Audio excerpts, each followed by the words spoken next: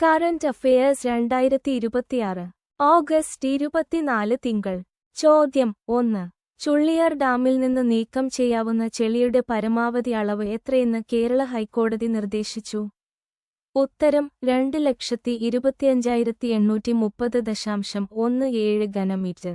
ചോദ്യം 2. 2026 ലാവണ്യം സാംസ്കാരികോത്സവം ഏത് ജില്ലയിലാണ് ആരംഭിച്ചത്? ഉത്തരം എറണാകുളം. 2026 ലാവണ്യം സാംസ്കാരികോത്സവം ഓണാഘോഷ പരിപാടി എറണാകുളം ജില്ലയിലാണ് ആരംഭിച്ചത്. എറണാകുളം ദർബാർ ഹാൾ ഗ്രൗണ്ട് ഉൾപ്പെടെയുള്ള വിവിധ വേദികളിലായാണ് ടൂറിസം വകുപ്പും ജില്ലാ ഭരണകൂടവും ചേർന്ന് ഇത് സംഘടിപ്പിക്കുന്നത്. ചോദ്യം 3.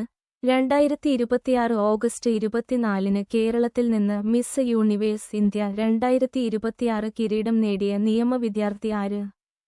ഉത്തരം കസിയ ലിസ് മെജോ. ചോദ്യം 4. 2026 ഓഗസ്റ്റ് 24 ചുള്ളിയാർ ഡാം വിഷയത്തിൽ ഇടപെട്ട കോടതി ഏത്? ഉത്തരം കേരള ഹൈക്കോടതി. ചോദ്യം 5.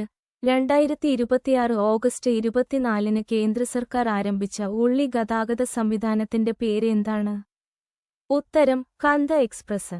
നാസിക് ഉൾപ്പെടെയുള്ള പ്രധാന ഉൽപ്പാദന കേന്ദ്രങ്ങളിൽ നിന്ന് ഡൽഹി പോലുള്ള നഗരങ്ങളിലേക്ക് കുറഞ്ഞ ചെലവിൽ വേഗത്തിൽ ഉള്ളി എത്തിക്കാൻ ഇന്ത്യൻ റെയിൽവേ മുഖേന ആരംഭിച്ച പ്രത്യേക കിസാൻ റെയിൽ അഥവാ ചരക്ക് ട്രെയിൻ സർവീസാണ് കാന്ത എക്സ്പ്രസ്.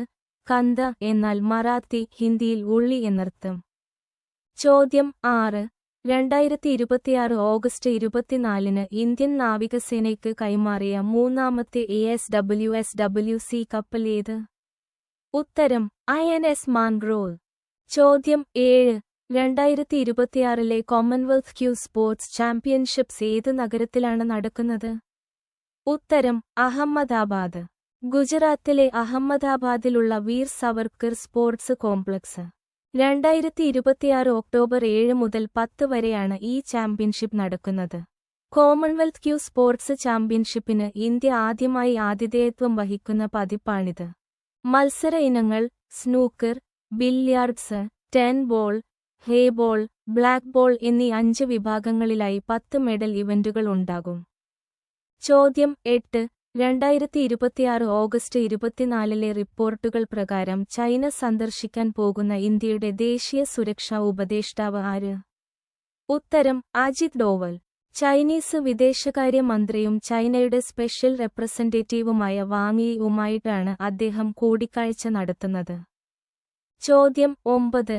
2026 ഓഗസ്റ്റ് 24 35ാമത് സ്വാതന്ത്ര്യദിനം ആചരിച്ച രാജ്യം ഏത്? ഉത്തരം ഉക്രൈൻ. 1991 ഓഗസ്റ്റ് 24 സോവിയറ്റ് യൂണിയനിൽ USSR നിന്ന് പിരിഞ്ഞ് ഉക്രൈൻ സ്വാതന്ത്ര്യം പ്രഖ്യാപിച്ച പ്രമേയം act of declaration of independence Ukrainian parliament പാസാക്കിയത്. Thank you for watching.